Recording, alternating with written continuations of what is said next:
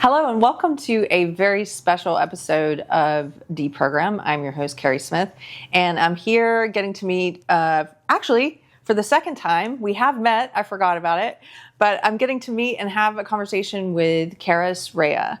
Karys is a writer, she's a producer, you were a former producer at Epoch Times. Mm-hmm. And you are currently working on a book. Yes. And it's about a very controversial topic. Yes. What's it called? That's a great question. I mean, me and the publishers have floated various titles. The one that's in my contract is, I don't think, going to end up being the title. So, we don't know what it's going to be named yet. And do you have an idea when it's going to be out? Sometime in 2026. And I'm very interested in your book. I became interested in you online, the kinds of commentary you're offering, the stuff you're talking about, because you seem to have a real handle on this growing ideology that's on the right, or at least presenting itself on the right, and which some people are calling woke right. And we can get into that later, whether you like that term or not. But that's roughly what your book is about? Absolutely. Yeah. I think one potential title, like there's so many in my mind that I'm not even sure which one to pick out, but the one that just came out as you were saying that was Where the Right Went Wrong, in terms of like a subtitle, like a byline. So that's one of the 40 ideas being floated. That says a lot in that one sentence. Yeah. So let's for anybody who may not be familiar with you, tell me a little bit about your background. Because like I said, you worked at Epoch Times, you worked at a lot of places, you studied journalism. So where did you come from? Yeah. Well, I come from the most conservative place in the country, the Bay Area, California. Oh. No, I kid. But yeah, I grew up in really woke central ground zero in Marin County, just north of San Francisco, excuse me. So I kind of assumed I was a Democrat without really ever looking into political philosophy or ideology. And in high school, I started actually becoming more aware of these issues. And I was voted, I think, the Republican chair of mock Senate in high school, or the co-chair or something like that. So in high school, you became more conservative. Well, it was kind of a reality check for me, because I was like, I'm not a Republican. I'm not a conservative. Why are these people voting me? But I guess because I had just kind of gone against some kind of typical liberal thinking on specific issues, like Israel, or maybe like certain things that were happening then, like 9/11 or the Iraq War. I don't know. But that people saw me as kind of like a different political stripe. So and then it was kind of like a long road to realizing that I am totally a conservative, and then a MAGA conservative. And I lived my first 18 years in San Francisco, my next 18 years in New York City, and then I moved to DC a few years ago. I was working with Epoch Times, and I followed my boss and the other producer to DC from New York. And now I live in Virginia. I love it there. And what kinds of stuff were you covering at Epoch Times? So Epoch, our show was kind of the flagship show of Epoch, American Thought Leaders with Yanya Kalik. I also produced a show with Robert Malone for a little bit, and Kash Patel's show before he went into the admin. We focused on all of the controversial political and cultural issues of the day, with a specialization in China stuff, the CCP, and health stuff. So very pandemic focused. We had a lot of alternative doctors and scientists. You guys were putting out the best content, like the best. There weren't a lot of places that you could trust during the COVID years, but you were one of the places that we looked to. I mean, I didn't even know about Epoch Times until the pandemic, and I started reading them in 2020. So, and it was because of their reporting on things like the lab leak, right? COVID coming from a lab, stuff like that. So that's how I learned about them. Their newspapers just showed up in the mail at my father's house, and he was like, Karys, you should check this stuff out. This is good reporting. And I was like, wow, yeah, it is. So that's what I was doing. Before that, I was a producer for a short period of time at Newsmax, and before that, I was working in the nonprofit space, doing things related to like Israel advocacy or fighting anti-Semitism or counter-Islamism or counter-terrorism. I have a master's degree in counter-terrorism from a private university in Israel. And in my 20s, wait, let's stop. Okay. You have a master's degree in counterterrorism. Yeah, it's like the general degree is government, but it's such a mouthful. My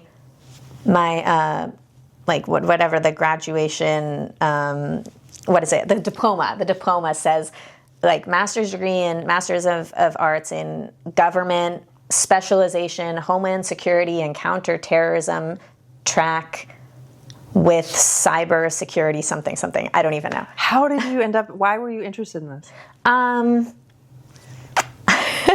I mean, I really was interested in countering like radical Islam or jihadism or terrorism, and I wanted to get a graduate degree because I wanted to take a break from New York. I was doing music and in New York City and Brooklyn, and I needed to kind of get away. Some things had happened which made me want to leave, and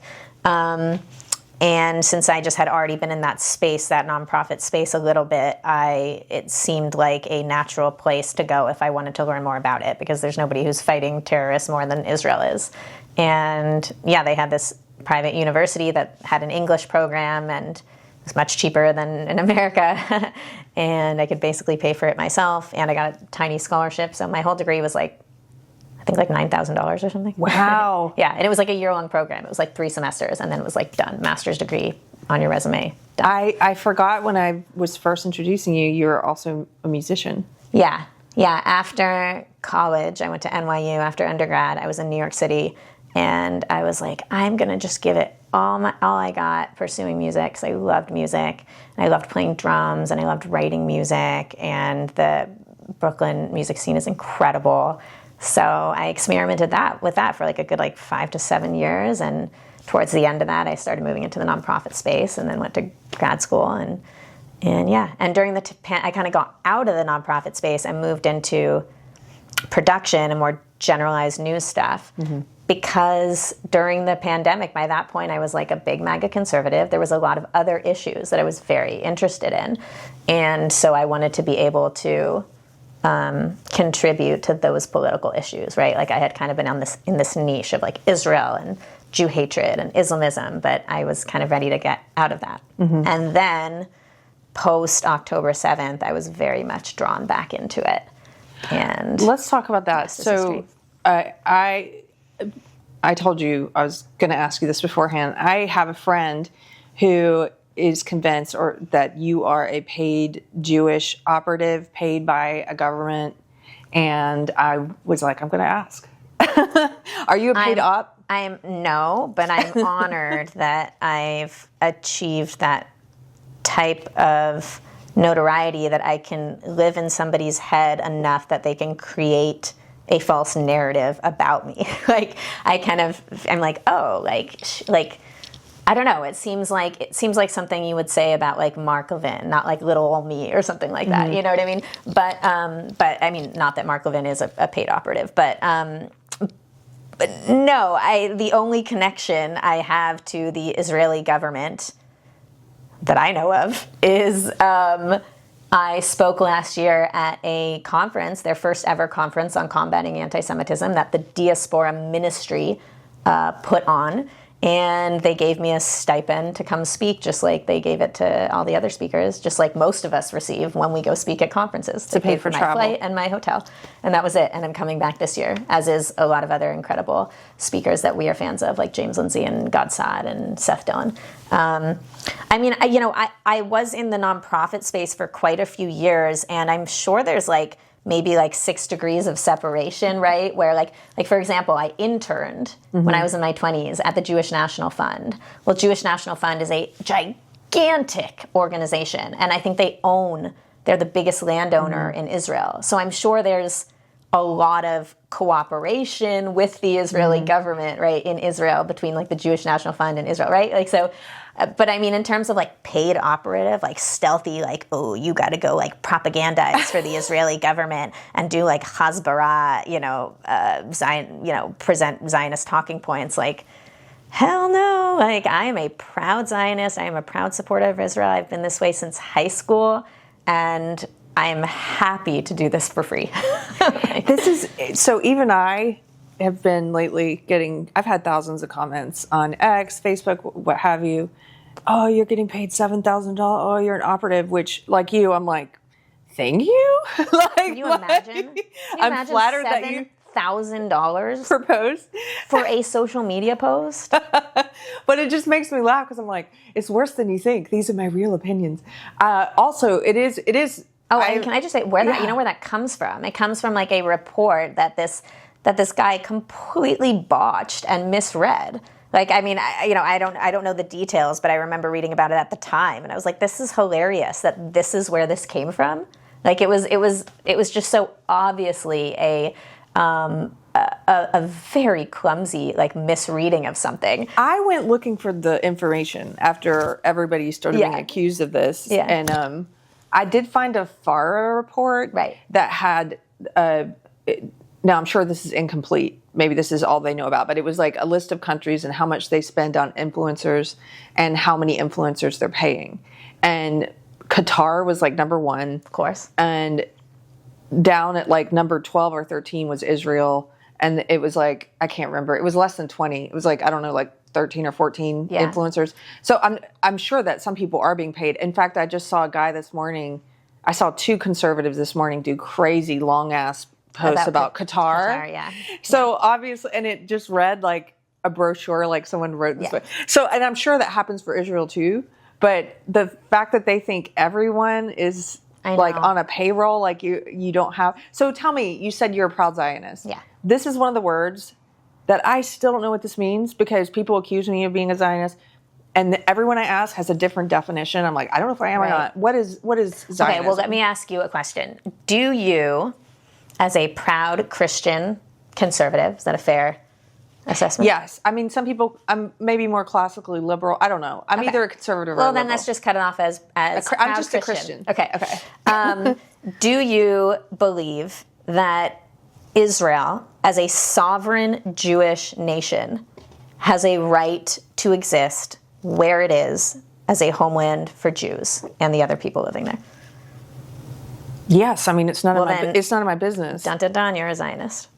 Like, I mean, it is such a simple concept. It's some people call it kind of like the national liberation movement of the Jews. Some people even say like the civil rights movement of the Jews, which is a little, I think, misleading. But it's basically a belief that fundamentally it is a conviction that Jews have a right to live in their indigenous homeland, where we all come from, of Israel, and have national sovereignty. Well, this question is so weird to me because and it has nothing to do with Palestinians or borders or anything like that. Like, all that stuff can be sorted out after the fact. Like, there are liberal Zionists and there are conservative Zionists, right? There are Zionists who believe that, like, the West Bank, or what I call Judea and Samaria, is occupied, right? Mm-hmm. But they still are proud Zionists. They believe that Israel has a right to exist and should be the homeland of the Jews. But they think that, like, Israel should get out completely of the West Bank, here's right? The thing. It already exists. So this question to me is so stupid. It's like asking me, like, do you think that Japan has a right to exist? Like, well, it does. It's such a great point. What's the argument is that we should go in and tell people who are living, like, you can't live here like, what is the argument? Like, to decolonize it or something? Absolutely. Yeah, you're touching on something that is very, very fundamental to anti-Semitism, which is double standards, which is Jews, whether it's the individual Jew or the collective Jew, have throughout history been held to a standard that is not expected of other people or other nations. We have conversations about not liking the CCP or the Islamic Republic of Iran or, Kim Jong-un or whatever. But do we ever sit around having conversations about whether this country should exist or not? Of course not. It's a ridiculous idea, like you said. Israel is a living, breathing, functional country of 10 million people. It reminds me of leftists talking about the United States belongs to the Native American people, the indigenous. Like, we just celebrate Thanksgiving, right? Right. And I still am friends with some leftists. I try not to. If they don't unfriend me, if they're I am too.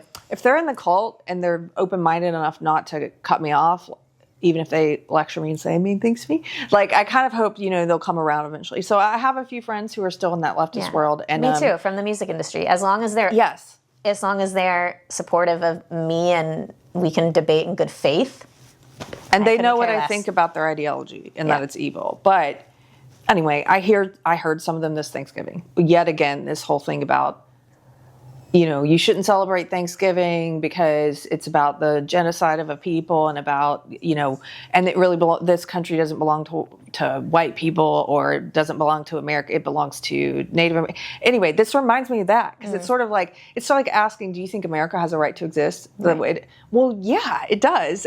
Because it does. And what's the answer? What is the question that's buried in that question? There's like a second question buried in that, which is sort of like, do you think we need to go and overthrow this country, overthrow America, overthrow Israel, and give it back to the original? Whatever the argument is, I think it's crazy. I think superficially, it's a very, very good comparison. But the one difference is that Jews are indigenous to Eretz Israel.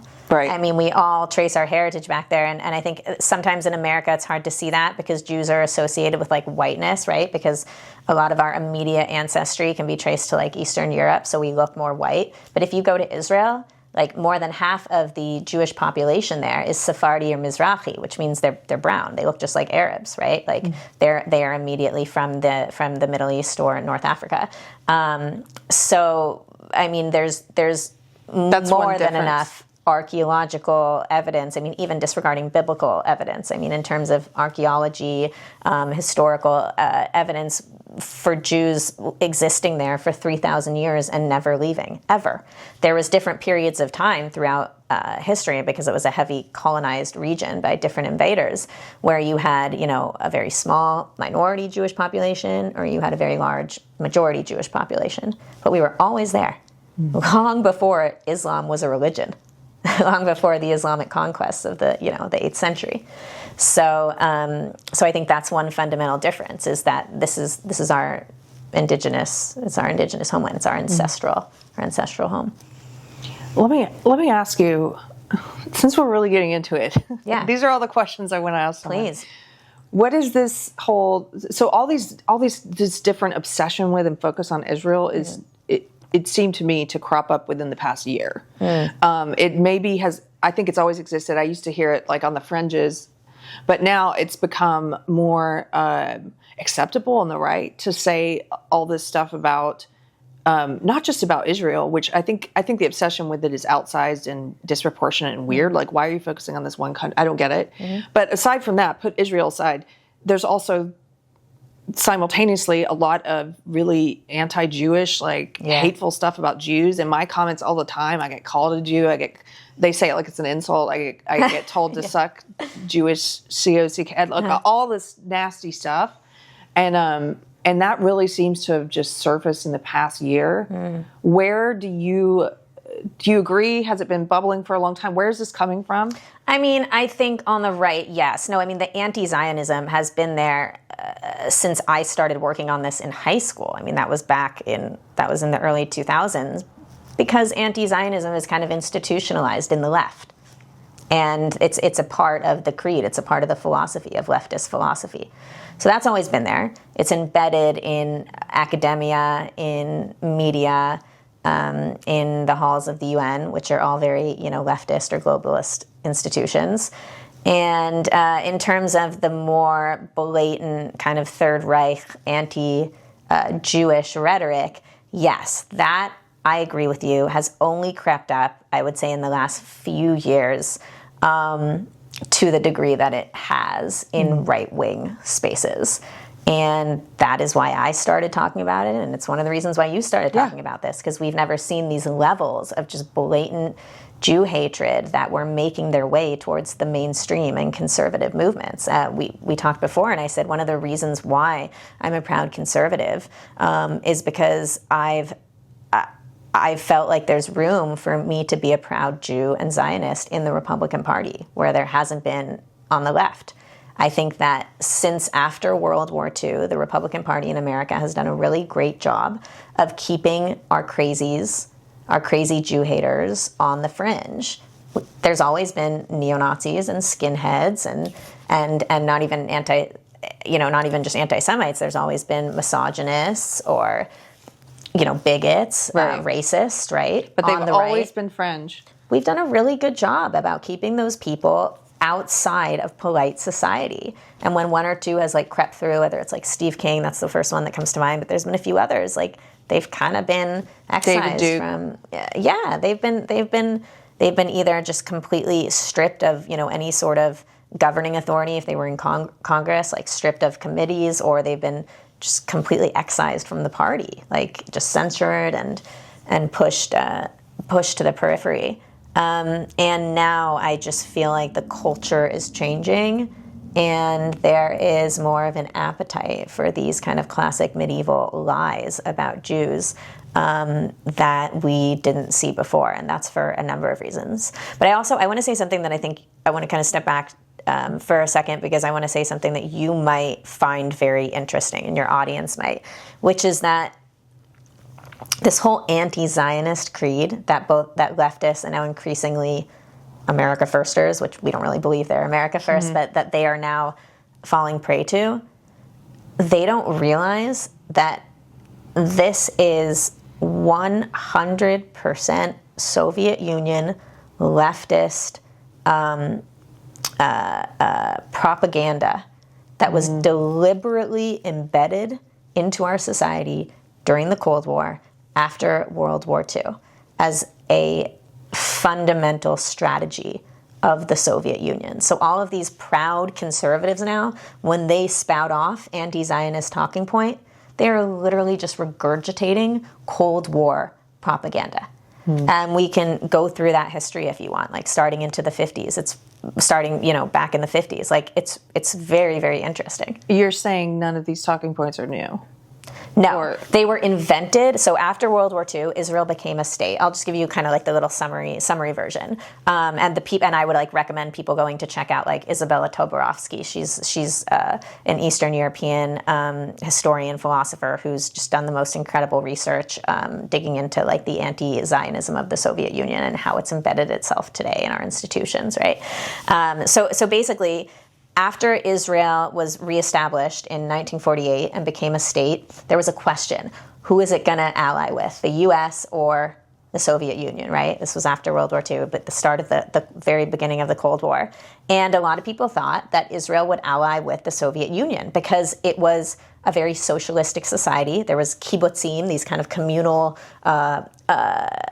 kind of like farms throughout Israel where people kind of work together and raise the families together, and they all focus on like one resource, of society and manufacturing that one resource. And those still exist today. And, things like water were nationalized, water rights, things like that. So it was a very socialistic society, especially as a reaction to Nazi Germany. But Israel didn't. They allied with the U.S., and this was a huge blow to Soviet Russia because the U.S. and Russia were looking for all their different spheres of influence that they could command, right? Whether in the South Pacific or South Asia, right, or in South America, right? They all had their little claims, right? Their little stakes that they claimed, and so as a result, Soviet Russia started arming all of Israel's enemies, all the Arabs, right? They're the forerunner to the PLO, whatever, all this stuff. And they also began a massive delegitimization campaign, a propaganda campaign, which they spread far and wide, and they targeted it to specific countries. So, for example, apartheid in South Africa, they framed it as like apartheid Israel, right? And this is all so well documented.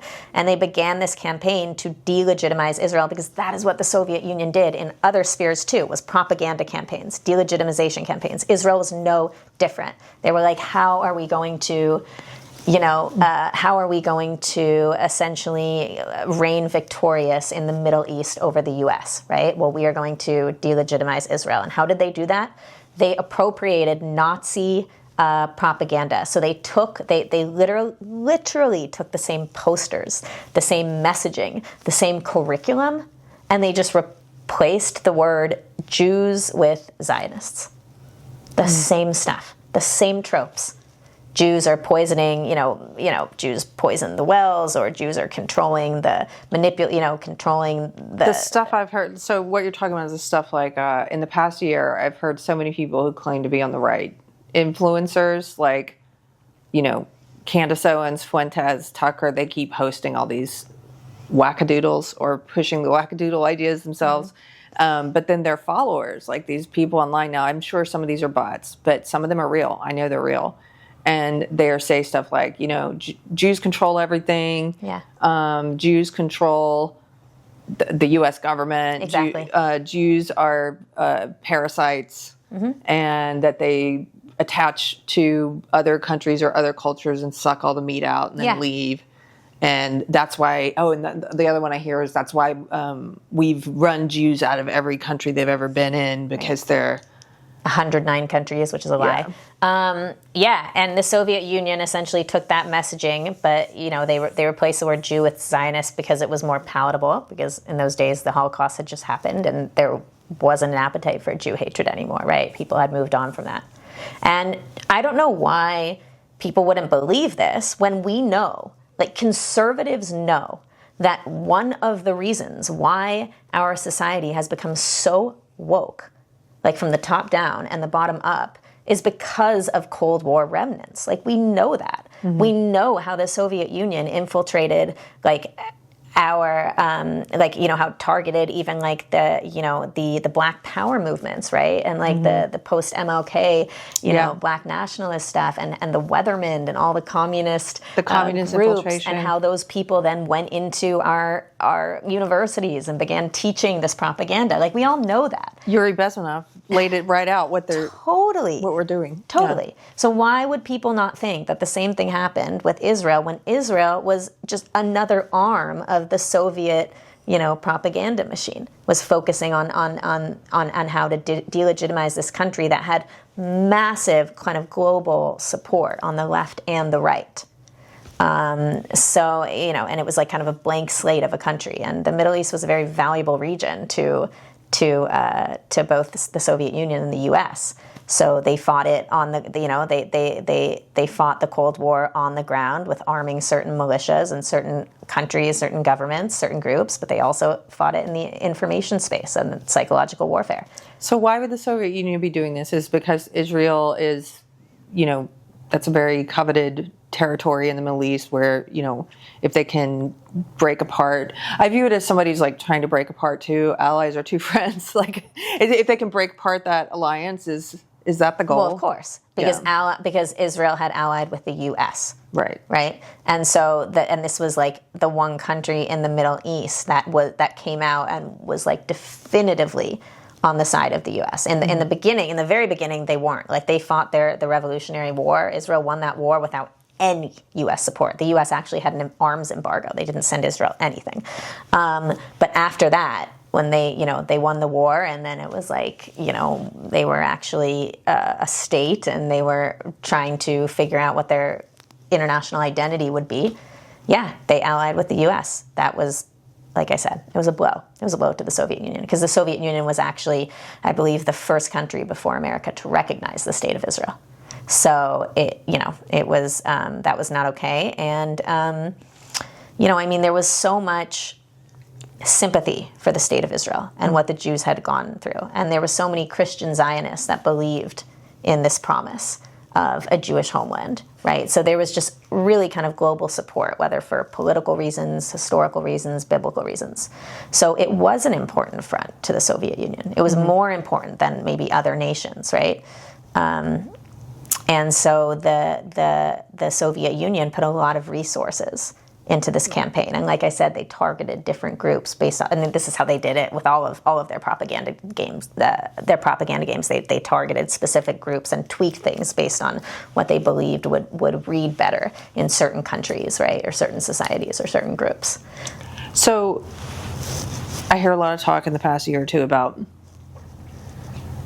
we are that Israel is basically taking welfare from us, and that it's like a welfare state. Yeah, it's a welfare. So what are they a benefit to us? Like, are they an ally? Yeah. I mean, even I feel stupid asking this question, but I'm even seeing very influential people on the right now talking about how like they're not of any benefit to us at all. Is that true? These people know nothing. Okay. They don't know a single thing.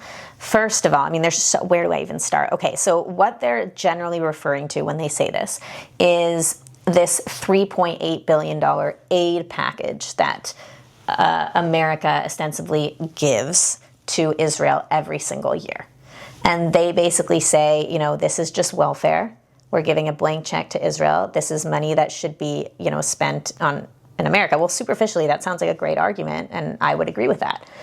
But once you understand the terms and conditions of this aid, which isn't really aid, then the entire story gets flipped upside down. So first of all, understanding how this aid came about. Well, the relationship really started with Reagan, but Obama was the one that solidified this kind of annual package that would be renewed every single year of $3.8 billion or whatever it was back then. And Obama did it so that he could essentially have leverage over Israel and tie their hands. Right? He's like, look, if we're going to give you money, then we're going to have leverage over you. We can use you in our goals in the Middle East, right? So basically, it was used. So that's one way in which it was like a benefit to America, right? Was America used? It was like a carrot and stick thing, right? We give you money, and in exchange, you know, you're going to basically do what we want. Mm-hmm. Okay, so that kind of dispels this notion of like Israel controlling America, right? Mm-hmm. Like, and it really ended up tying Israel's hands in a lot of ways, because in exchange for this money, what Obama made Israel do. I say money, it's not really money. What it is military credits. So it's essentially what the conditions were when he set this up was Israel was required to gut a lot of their own military industrialization. They ended up offshoring a lot of their own manufacturing of defense to America in exchange. So essentially it was like, this is how it worked. America makes the weapons that Israel was formerly making, and Israel purchases those weapons as credit. Okay. In the form of $3.8 billion military credits every year, right? So that already is like complicating this story, right? Mm-hmm. That you hear, right? So this is military credit. So this actually ended up being kind of bad for Israel. You see it in October 7th, because after October 7th, Israel was really not prepared. They did not that was a massive intelligence failure. And when that war started a few weeks later, when Israel actually sent troops into Gaza, these troops were not equipped. They didn't have the proper equipment because it was all in America. Everything had been offshored to America. But if we're giving them all that money and credits, they're not picking up their weapons? Like they don't get them from us, or well, they do, but Biden used it to essentially tie Israel's hands. So, like Biden is really the main reason why the Gaza war, has been prolonged so long. Because think about it, right? Like, if Israel had everything they needed on their own soil, right? Mm-hmm. I mean, there's some things we'll never be able to have. Israel's never going to be able to like manufacture F-35s or something like that. But let's say they had all the basic stuff, right? They had all the bombs that they needed and all of the artillery. They could have gone in and like this war could have been over in like a couple months. Mm-hmm. But Biden was prosecuting this war and was basically like, I don't want any civilian casualties, but also nobody can leave. Imagine that. You have a dense population of like 2 million people in a tiny, tiny area. Mm-hmm. And you're trying to wage war on a terrorist army that spent the last 20 years building the entire infrastructure of the region to be their base for launching rockets, right? Mm-hmm.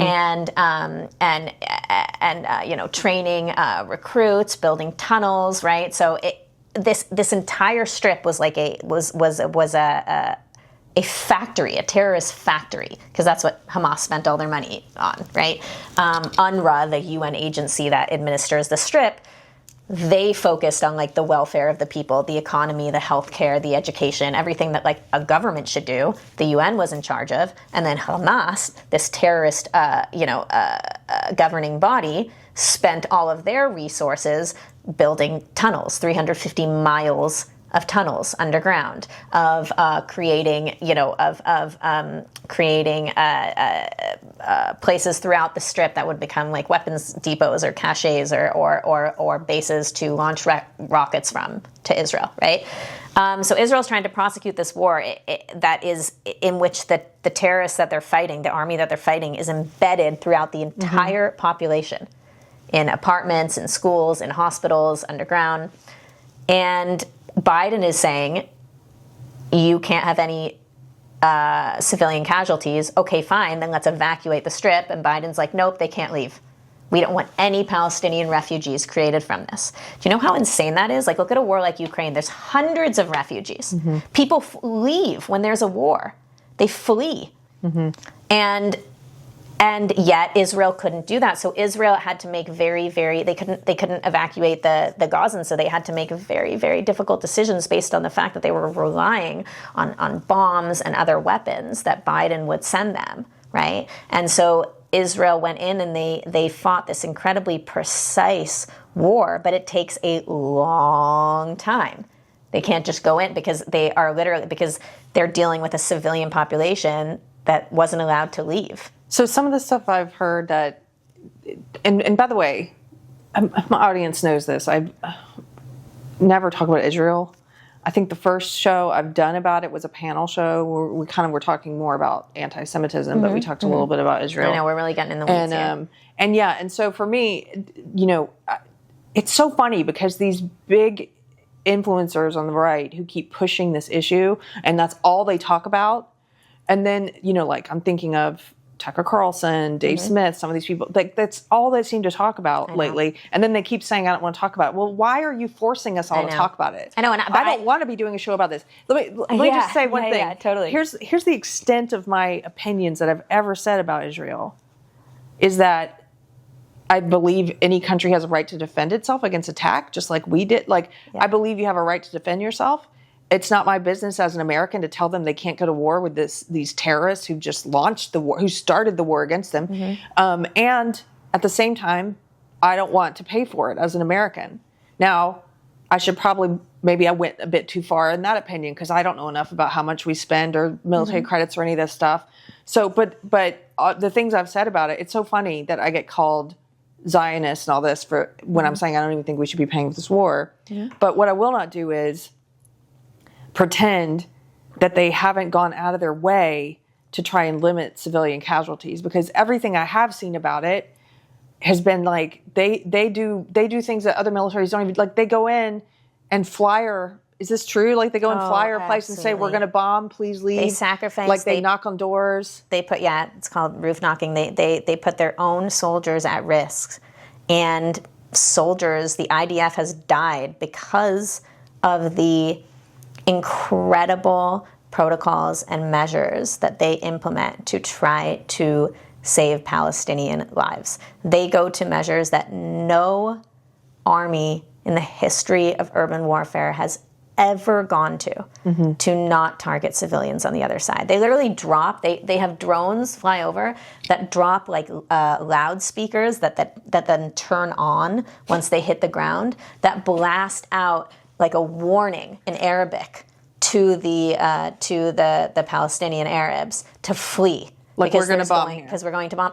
Can you imagine the advantage that this gives to Hamas, to Israel's enemies? It's crazy. And yet they do this. Like the entire element of surprise has basically been lost in this war because Israel actually tries very, very hard to limit the amount of civilian casualties. But in any war, there's going to be civilian casualties, especially a war like this that's fought in urban territory. And if you look at actually, like the UN has kind of like they've evaluated kind of the typical civilian to combatant ratio that you see in modern urban warfare, like looking at like Iraq, how we prosecuted Iraq or Afghanistan, and it's usually in places like Baghdad, right, or Kabul, it's usually for every one combatant that you kill, 9 civilians die. Well, even by Hamas's own, Sorry, 1 second. Tiger's having a... Sweetheart. Tiger's like, let's talk about something else. Sorry. My dog is making a rare appearance on... This is like the most amazing dog, I just have to say. She's making a cameo. So, like, in terms of the combatant to civilian ratios, Israel has achieved essentially like a 1-to-1 ratio in war, even by Hamas's own casualty figures, which are completely inflated. Like, and don't even include like natural deaths. Like, you know how like in COVID, like all these people died of natural deaths and they were like, oh, this was a coronavirus death? Yes. Hamas does the same thing. Every time somebody has died in this strip since like 2023, they're like, oh, they died from Israel, from Israeli strikes. I'm sure they're terrorists. Of course they're going to inflate their numbers. Can I ask you, I haven't really figured out what some of these commentators, like Dave Smith, for example, comes to mind. Like, what is it that he wants to see happen instead? Because the way I see, and maybe you can understand what he's arguing for, maybe I haven't watched enough to know, but if they're not allowed to take out Hamas, then basically in any society where you allow bullies, when you allow the intolerant to dominate, like they will kill you, they will dominate you, they will rape and kill and kidnap and all the things they've done. And so it seems to me that they're sort of like, well, you just have to let that happen. And am I mischaracterizing that entirely? I don't know exactly what they're arguing for. I think what somebody like Dave Smith would say is probably like, well, Israel should stop occupying the Palestinians. They should get out of the West Bank.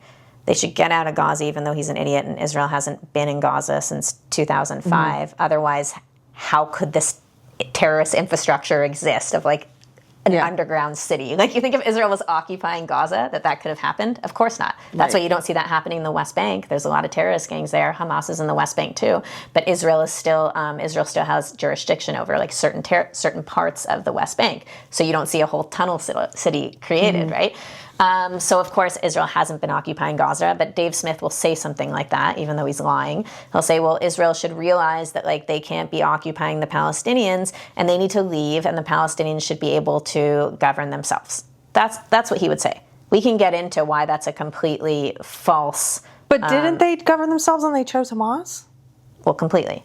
Yeah. So in 2005, Israel, as a complete unilateral good faith gesture, Ariel Sharon, the prime minister at the time, made the decision to unilaterally withdraw from the Gaza Strip.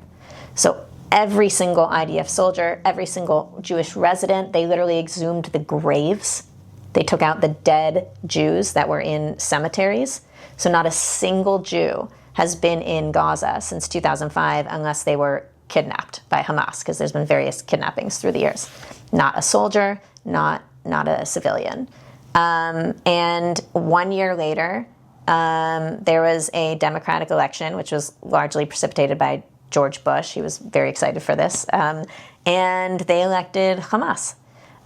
Because at the end of the day, and then the blockade started a year later. There was no blockade. Like, Israel wasn't like, determining what could go through their border until Hamas started firing rockets at Israel.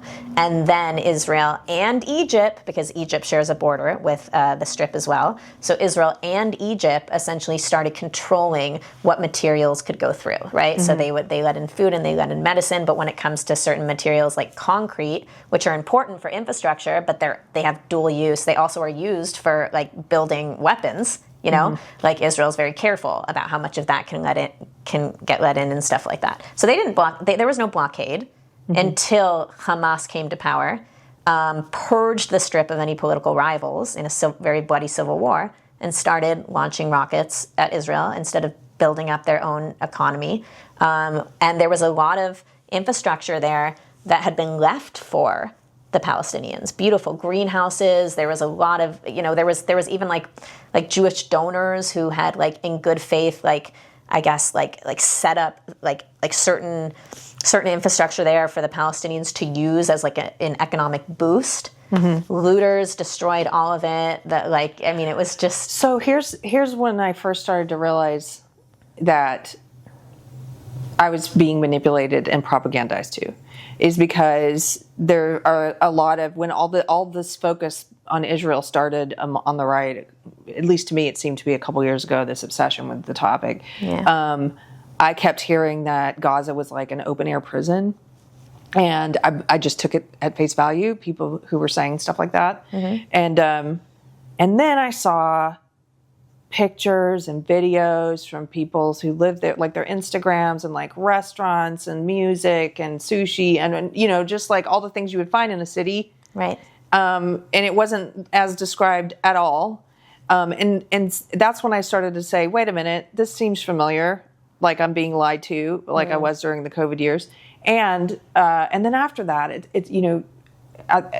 once we reached the peace agreement, I've seen some of these same people sharing before and after pictures, and they're like, look at what happened to this beautiful place. Like, look what happened to Gaza. And you're like, wait, I thought it was an open air prison. Exactly. So now it's like they've completely forgotten that they told that lie way back when, that it was terrible and it was an open air prison. And now they're like, oh, they destroyed this place and look how beautiful it was before. And I'm like, it has been destroyed, yes, as a result of this war. But now it's like you're showing your hand that you completely lied to us at the beginning too. Completely. About what it was. I mean, there has been tremendous poverty in this. Yeah, I believe that. Like in any major city. Yeah. But it was there is also tremendous wealth and luxury that always existed in the Strip alongside the poverty. Mm-hmm. There was always restaurants and cafes and people lounging on the beach and smoking cigarettes and whatever. And honestly, there still was during the war in certain parts of Gaza. There was fully, I mean, look, Gaza is, it's decimated. I mean, it really is. Like, it's like an urban wasteland. But not all of Gaza. Mm-hmm. Okay, so even throughout the war, in certain parts of Gaza, there was fully functioning civilian life and people and I'm not talking about just like the bare minimum for what people need to do to survive. I mean like people having dance parties at cafes and opening up new restaurants and having outdoor markets. That still existed in certain places throughout the war. So it's just so much more complicated. Yeah, the open air prison thing is just a complete lie, because if it was an open air prison before, then why would you be showing this bustling, cosmopolitan, luxurious, Gazan modern terrain, city, and then and being like, oh, this is what it used to be. Yeah. No, you said it used to be an open air prison.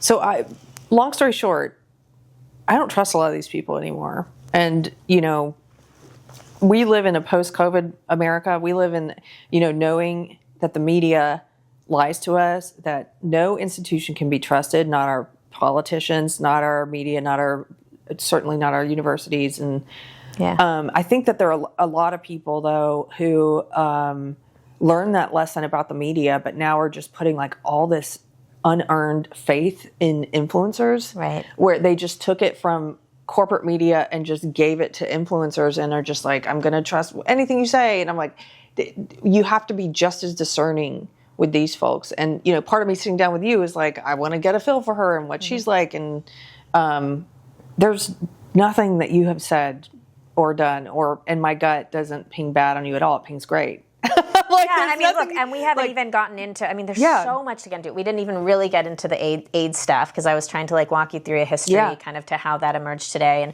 we could get in, that's a whole, talking about what this aid, the benefits to the U.S., that's literally a whole episode in and of itself. I would encourage your audience to check out Yoram Ettinger. Okay. He's a former Israeli diplomat, and in terms of understanding the practical costs and benefits to both sides of Israel and the U.S., the whole relationship and how it's developed and evolved over the years, he has it dollar for dollar. And he puts out a regular newsletter. That's incredible. But to just sum up that point, let's just say this. Is that $3.8 billion, which I'm actually against for multiple reasons, doesn't matter, to my point, which is that $3.8 billion, the return on investment is upwards of 150% in terms of what America gets. America saves billions of dollars annually in R&D, research and development alone, because Israel has the technology, they have the know-how. And they help American manufacturers, whether it's Boeing or any defense manufacturers. They aid in the manufacturing process. If you walk into any of these defense firms, they will tell you that without the Israeli know-how, they would spend billions of dollars more than they do. So that's just in one little tiny sec. That's just R&D. But in terms of other net benefits that they get, they keep America Like, because you could say, like, some people will say, well, I don't want that. Just goes to bloat our military-industrial complex, right? I understand that.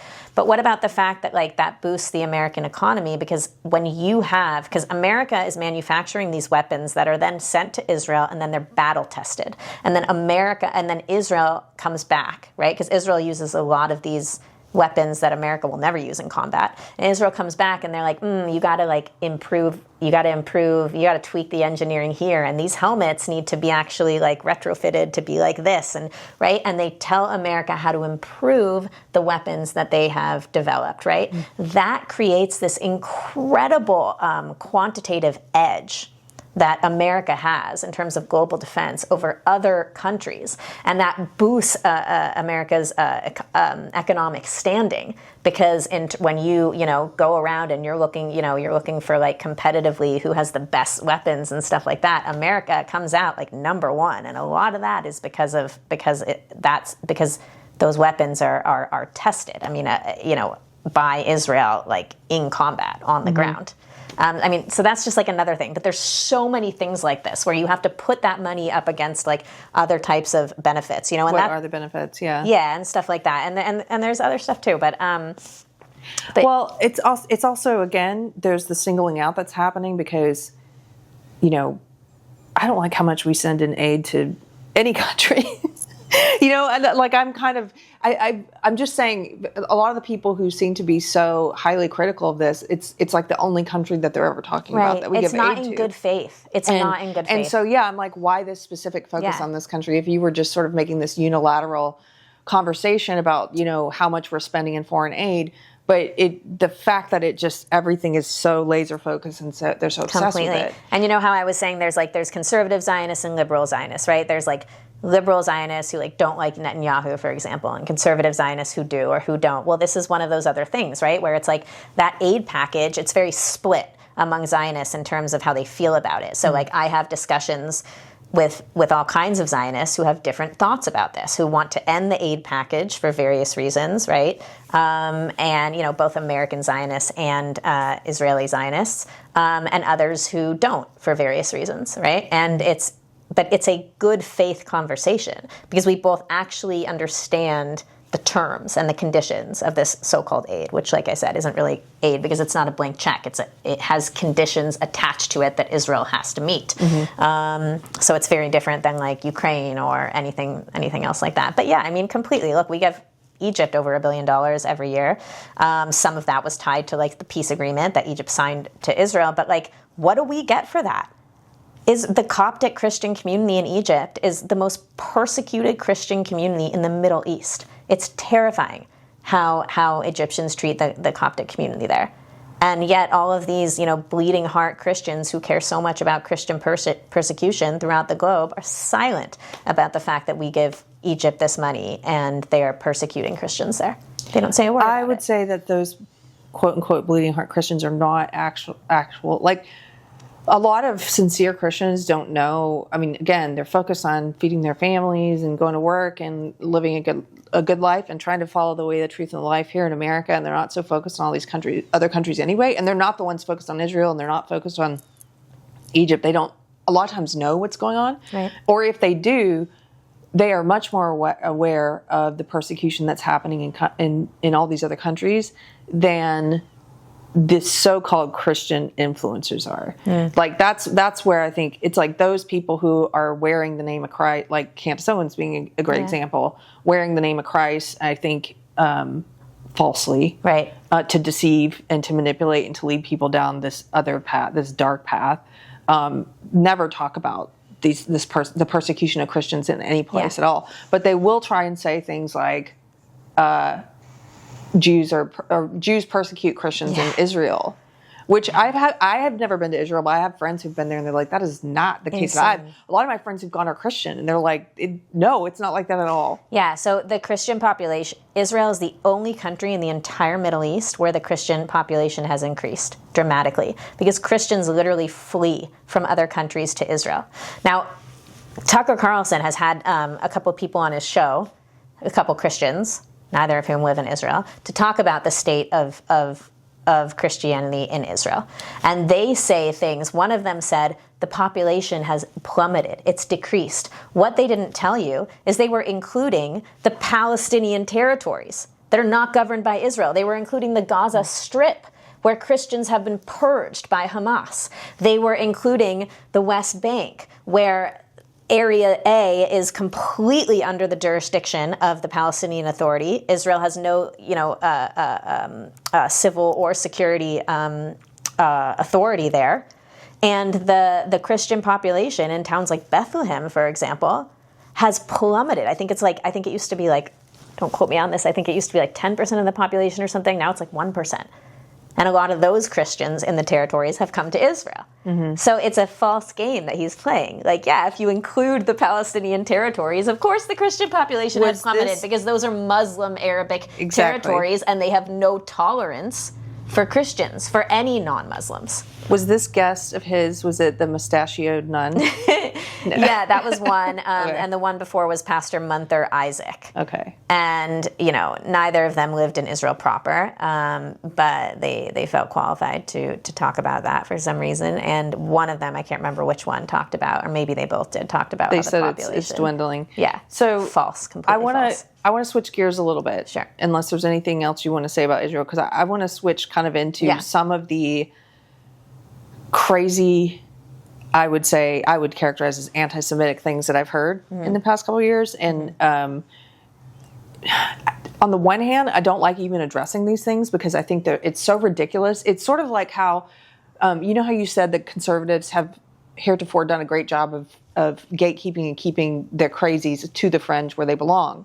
But the left didn't do that. Mm-hmm. I come from the left. The left didn't do that. Right. The liberals let the crazies run wild, and they actually promoted them and made them famous and put them in political positions and put them on networks. And, they made the crazies the norm on the left, and it almost destroyed this whole country. Yeah. And so much like the left, because it became such a big threat once the crazies became the norm there, much like we had to start answering questions like, can a man become a woman? I'm like, are we really? I've really had to have conversations with people about genetics and stuff that I never thought, like basic human biology, with people who otherwise seem intelligent, but are completely brainwashed by this cult ideology on the left. Okay, well, so something similar is happening on the right, where all of a sudden these crazy fringe, ridiculous falsehoods are becoming more common, where I've had to have conversations now with people about like Hitler, where they're like, oh, well, Hitler was actually a great guy. Yeah. Or they're saying stuff like, Churchill was the real villain of World War II. Okay, can you just address some of this crazy? I know it's a bit like asking to explain how men can't become women. I think, Okay, so I think one thing that's really important for people to understand is that anti-Semitism works a little bit different than other forms of bigotry or hatred. That doesn't mean it's any worse than like anti-black racism or anti-misogyny or whatever. But it just works a little bit differently in that from the earliest days, the plague of Jew hatred, which is what anti-Semitism is, has always fundamentally been a conspiracy theory. So instead of just labeling Jews as like inferior, vermin, rats, which always has existed as well, just like we do just like bigots have done with minorities or women, right? They're less than, right? They're, in the case of black people, right, the 3/5 of a white person, right, historically in American society. Well, anti-Semitism, that's called like punching down, right, where you look at people as like, not as deserving as other human beings. But anti-Semitism has always punched up in that, whether it was the idea that like the Jews conspired to kill Jesus Christ, right, or the Jews were poisoning the wells, and people were getting sick from the drinking water, or the Jews orchestrated the plague, right, or the Jews are responsible for all the wars.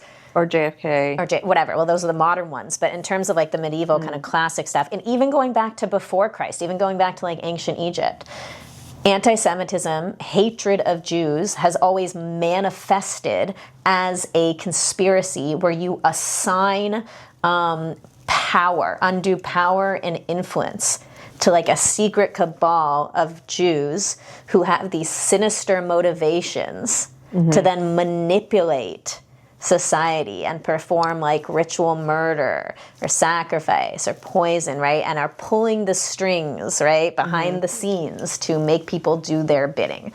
That is how anti-Semitism has always manifested. And these conspiracy theories about Jews have adapted to the different time periods to fit the needs of any given society, right? So like today we talk about the Israel lobby. Well, before that, everybody just talked about the Jewish lobby. Right? Like throughout the 1900s, like in World War II, it was like the idea that there was this global Jewish cabal somewhere that was actually like manipulating all of the nations, right? And that was just called the Jewish lobby. But nobody can say that anymore. Everybody knows that's anti-Semitic and that's ridiculous. So they just use a new word, and it's acceptable now to say the Israel lobby, and they assign all the same lies to like, a group, to a group like AIPAC, which I'm happy to get into. So I think that's really important for people to understand, because once you understand the conspiratorialism associated with Jew hatred, then you can see why in this specific moment in time it can really appeal to conservatives. Okay, so-called conservatives. Let me throw something out there and you tell me what you think about this. You said this is all like identity group bigotry, right? There's all different kinds of identity group bigotry. It's like the same thing, but you pick a different identity group. And you're saying a lot of it has always been, this particular identity group, be it women or black people or Mexicans or whatever, like they're inferior. And that the bigotry towards Jews is a little different because it's simultaneously they're inferior, but also they control everything. Yeah. Okay. I think they're disproportionately successful. And disproportionately successful. All wealthy and like greedy, right? Yeah. So I think there is one other identity group that Asians is similar. I was going to say Asians and white men. The left actually does have some elements of that when they talk about the patriarchy, white men, this, old white men need to die, old white men, blah, blah, blah. Like they run everything, they control everything, they pull all the strings. There are some similarities there. I wonder what you think of that. I completely agree. Yeah. We saw it with Asians with like affirmative action, right? Like, it's not okay that Asians are disproportionately smart and successful, so we need to actually limit the amount of Asians that we accept to universities and increase the amount of black people who, apparently have worse scores, right? Right. Like we actually did systemic racism against white people and Asians, predominantly Asians. Totally. No, there's absolutely elements and comparisons we can make there. It's just that, anti-Semitism, it's thought to be like the world's oldest hatred. That's like it's a common trope that you hear. And so that thread, what we're talking about with this discriminatory, modern moment with like Asians or white people, like that has always existed with Jews. All the way back to like ancient Egypt. So it's a thread, and there's patterns. And if you look at Jewish history, you will see it through and through and through. And today you will just see the same lies recycled. It's no longer that like Jews kidnap, Christian children and use their blood to make matzah for their satanic rituals. You guys do that? No, now it's that Jews kidnap, Israelis kidnap Palestinian children and like harvest their organs. Like it's just the same recycled stuff. And the playbook is just when you study this, you see how tired and tried this stuff all is. And yet these influencers are now resurrecting these tropes as if they're like newly discovered. It's a new thing. Super original. To say Churchill was the villain. Yeah. And honestly, for me and for a lot of people, especially younger, it is. People who are younger than me even. Like I had never heard this trope. I think the Churchill, well, here's the thing. The Churchill thing, it's not new, but it's definitely not as old. I mean, Churchill's, we're still talking modern history here. But, Winston Marshall the other day did a great episode with Sir Richard Evans, who is the foremost British historian of Nazi Germany. And he was looking into this kind of new historical revisionism that we see in factions of the right, like that kind of stuff. Like Hitler wasn't that bad a guy, and Churchill was the main villain, and Jews just happened to end up in concentration camps just randomly. And he talks about how most of that stuff that we're hearing today is just classic regurgitation of older Holocaust deniers, such as David Irving, who wrote a lot of books about this stuff and recreated an entirely different narrative about World War II using manipulating dates and literally like leaving out specific words and decontextualizing things, and wrote a completely revisionist narrative that painted Hitler in a very, very positive way and the Allies in a very negative way. And people like Daryl Cooper now are. He even says, I got what a lot of what I know from David Irving. I heard him say that, yeah. Yeah, this stuff, even that stuff, even like the modern stuff that we're hearing, that's not new either. It's, it's been around since after the war. There's always been Holocaust deniers.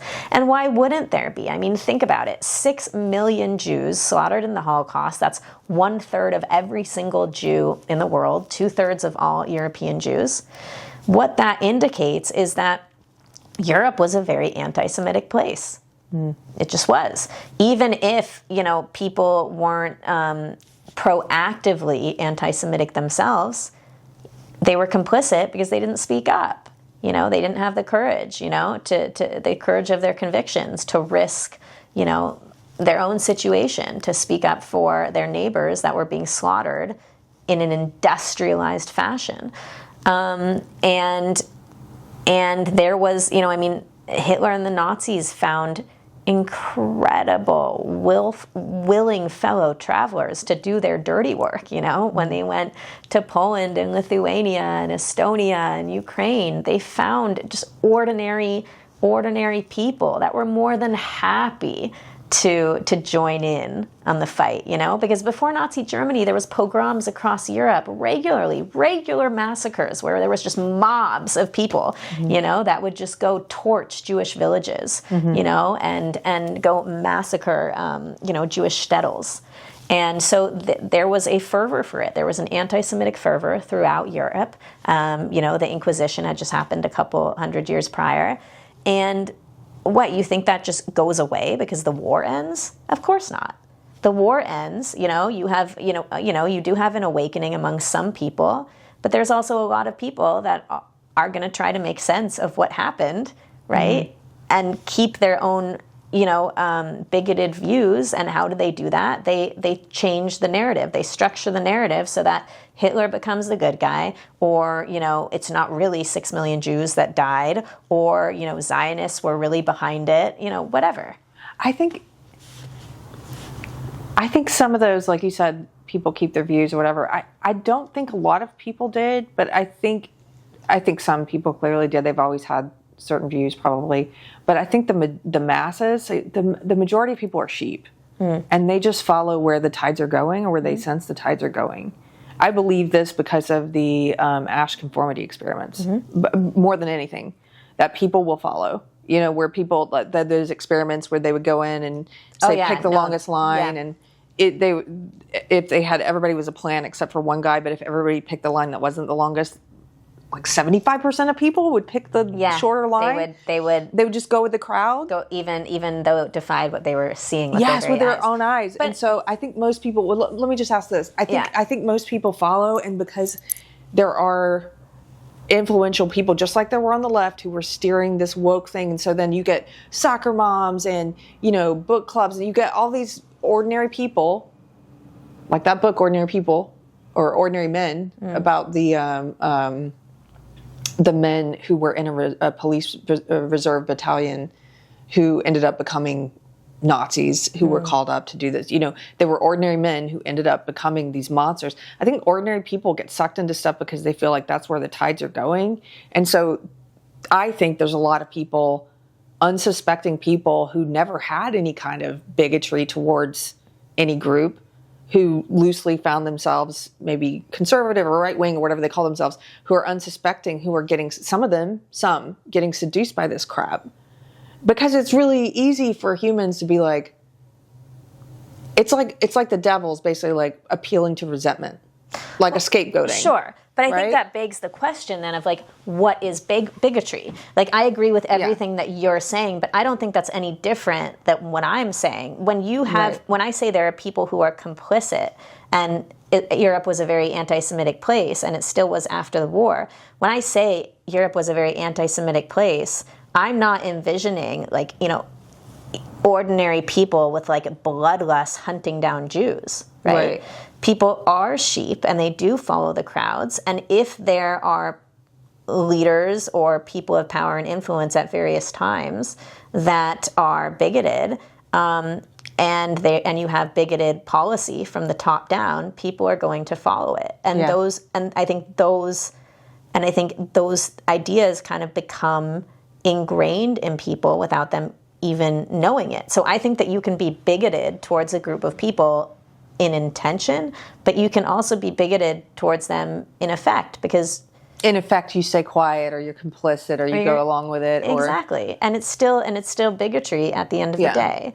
And yeah, I'm sure that there's a good amount of those people after the war that when they saw what had happened, they were outraged. But keep in mind that like the anti-Semitism of Nazi Germany did not come out of nowhere. Like I said, you had hundreds of years of grassroots pogroms, which were just spur of the moment, like mob massacres of Jewish communities, right? That was not from the top down. And then at other various times throughout history in Europe, you had discriminatory policy against Jews in pre-war Germany and throughout Europe, Western and Eastern Europe. We had it in America too, right? No Jews at the drinking fountain, certain quotas for Jews to attend school. Jews can't sit on the bench, right? All the same stuff that we had in America, you know, Jim Crow and segregation with black people.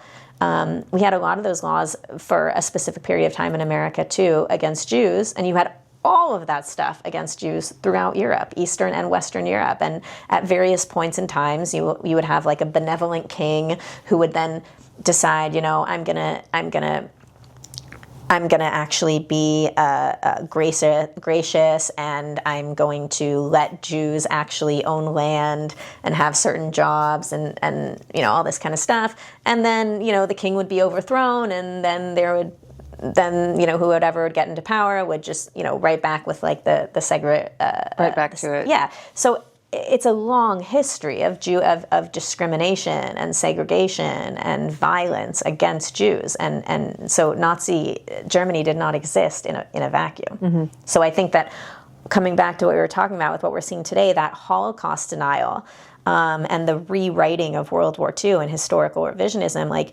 to me, it's just another way that anti-Semites were able to make their views palatable for society.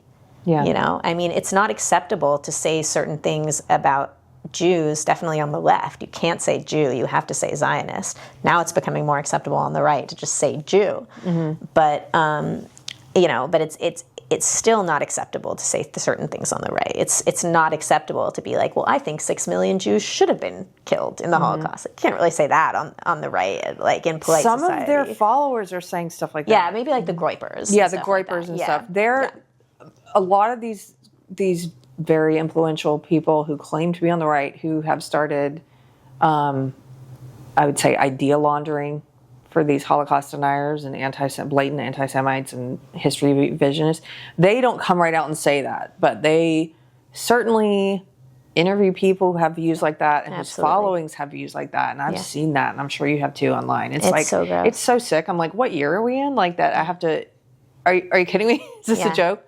And by the way, I know some people who love edgy humor, like race jokes and jokes about ethnicity and religion and all this stuff, like a lot of people on the right. And they are the most offended. They're like, you are making, we can't do edgy jokes anymore. You guys are making this cringe because you really believe, like, you know, you're making it cringe. We can't do edgy jokes because you guys suck. And you really are saying crazy stuff like this in seriousness. I know. I used to say, like, and I feel like I can't, you know, I have the clout to say it as a Jew. But, you know, like, to my good friends, and I'll now say this publicly because of the context in which we're speaking, but I used to be like my Jewish joke was, what's the biggest lie in history? And then they would be like, what? And I'd be like, the Holocaust, with a straight face, right? Yeah. And I'm the granddaughter of Holocaust survivors who had their whole families wiped out. That was a joke that I could make, you know? The unexpected, just dark like humor. Yes. Exactly. Just so sinister, right? Like just the absolute horror of it made it funny. Yeah, and the unexpected. Like, it's like joking about the moon landing's not real, or like Bigfoot is real, or things like that. But now you're sort of like, well... But now, if I ever said that in conservative Yeah. circles, people would be like, oh, she's just a groiper. They would because that's believe you. actually people say that stuff. You can't tell that joke anymore. They've ruined it. That happened on the left too. Like, they ruined they ruined comedy. You know that better than anyone. They ruined comedy. Yeah. I don't mean to gloss over. You mentioned in the context of telling about your dark joke, like, so your family. So is this why you have such an interest in this issue? Because you have family who are Holocaust survivors. Yeah, I think definitely my history contributes to my proud Judaism and Zionism for sure. But I also I think 9/11 was kind of a turning point for me, where I started being really interested in the scourge of Islamic fundamentalism, and that led me to Israel and learning more about that. So there was my own personal connection, but then also just kind of political things. But yeah, on my father's side, both of his parents are Holocaust survivors who found each other after the war. But before they met, they my grandmother, she was like 15 years old, and she had an entire family, both her parents and everyone except for one sister, who was massacred. They were in a little Jewish village, and the Einsatzgruppen, which was the SS units that would go village to village, kind of on the throughout Europe on the front, and they would just massacre Jews wherever they would find them, and so my grandmother and her sister survived when the Nazis came to the village by finding a friendly Christian neighbor in the neighboring village that took them in, and they basically hid under a haystack for, I believe it was 9 or 11 months. They couldn't even get up. They couldn't stand up for 9 months. And he would come and he would feed them, give them a little bit of bread, a little bit of, cigarettes. And, my grandmother, before she passed, she had terrible arthritis, and I'm pretty sure that's why.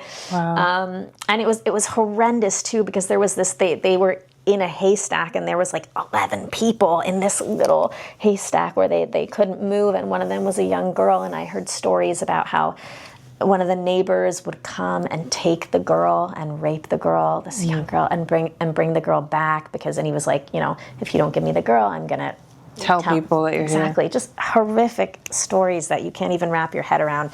So that was my grandmother, and then my grandfather had a whole other family. He was married, and he had kids, babies, like newborns that were taken, somewhere in camps. One was buried alive.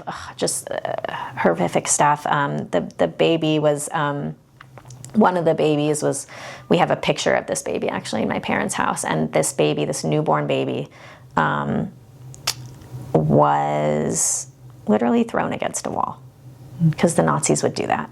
This is a very, very common thing that the Nazis were proud of and they bragged about. I mean, the other thing about Holocaust denial, which makes it particularly sinister, is it's not like what the Nazis did was like hidden, in the sense that, they tried to hide certain elements from the public, like the camps, right? Like they created camps, so it was like away from the public, but they were meticulous about recording every single detail. I mean, they literally wanted to make museums about the Jewish race that they had exterminated, right?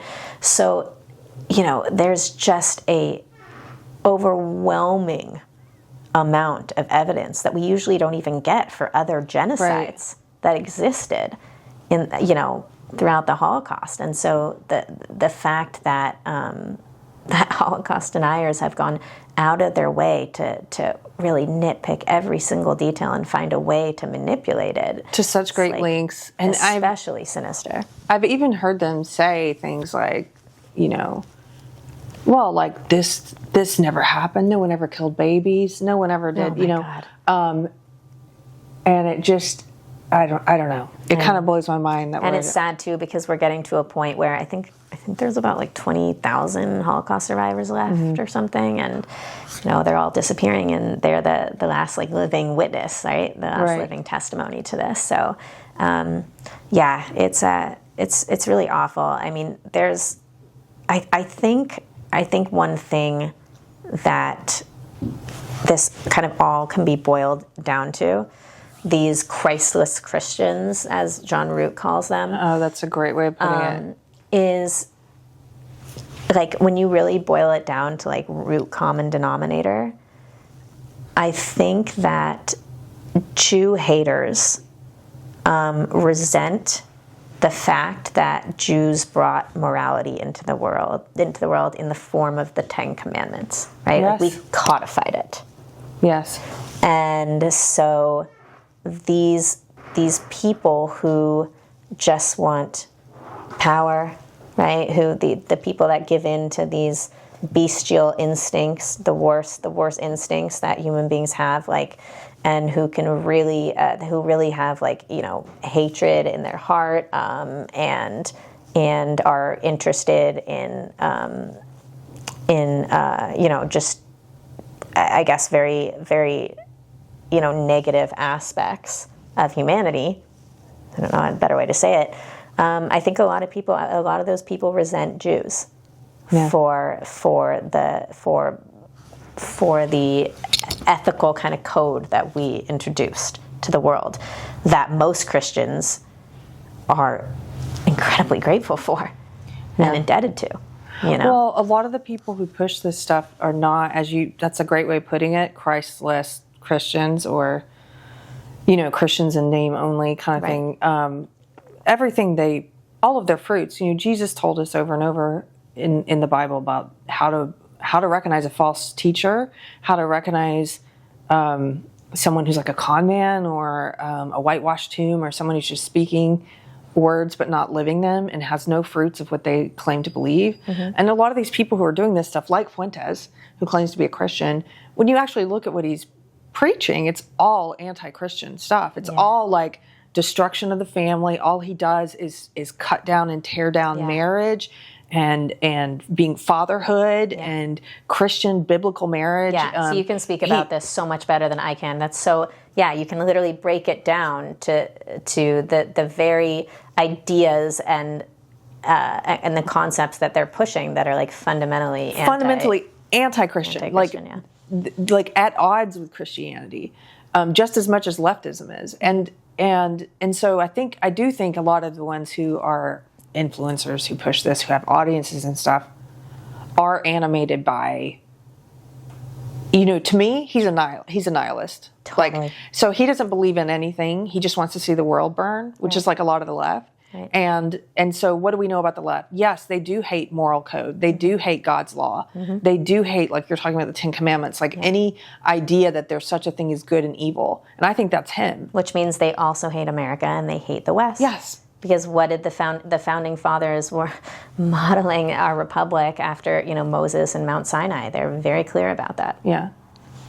So that's so interesting. I hadn't thought about it that way before. There's an amazing video, amazing documentary, which talks about this, and it's I don't remember what the documentary is called, but it's featuring Rawan Osman, who is, I feel bad, I might be butchering her name, but she's like I think she's Syrian, and she might still be practicing Muslim or a former Muslim. Either way, she's Arabic, and she grew up with a lot of institutionalized anti-Semitism and grew out of it. And she made a documentary that with a wonderful filmmaker who, oh my God, and he's so great, and I've spoken to him so many times and I can't remember his name, but anyway, and she kind of went on a quest to understand anti-Semitism and where it comes from, and they use this argument a lot. They get really deep into the kind of the theological foundation of Judaism, and the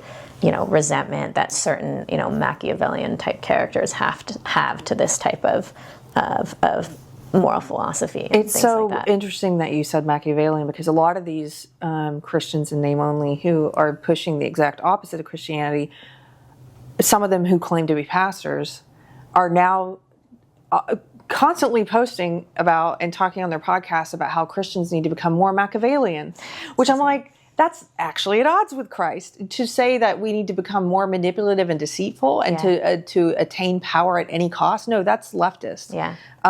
So that's interesting. Yeah, and you're right. I like that you use the word nihilistic, because that's kind of how I think about this too.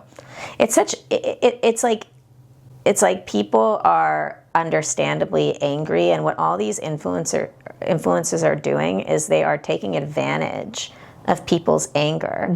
And instead of teaching what Charlie Kirk taught, which is, how to, through Christ, essentially live a positive life, right? A spiritual and a fundamentally good life through cultivating, through faith and through family and marriage and all of that kind of stuff. What these people are doing is they're teaching people to give in to their worst impulses and to amplify their rage by blaming certain groups of people, completely relinquishing any sense of responsibility, and embracing this type of victimhood culture like you see on the left in order to just foster more of that negative feeling and that rage and that bitterness and everything. That's not how you teach people to live healthy lives. No, and you're right about Charlie. Like, Charlie Kirk lived his faith. Like, he lived biblical marriage, fatherhood. He spoke to men and young women about having fruitful lives, about following Christ. Like, and it wasn't just lip service. Like, he lived this. He believed in this. He encouraged this. And you see all of these characters that are pushing all kinds of darkness, whether you call it woke right or whatever you want to call it, but they're pushing this, and you can see it in the fruits. You can see how they live and what they're actually encouraging, which is the opposite of fruitfulness and things that are healthy for people. Like their followers are sick. Yeah. They're ill, and I feel bad for them the same way I feel bad for people who got caught up in woke leftist ideology. It was like bad for them.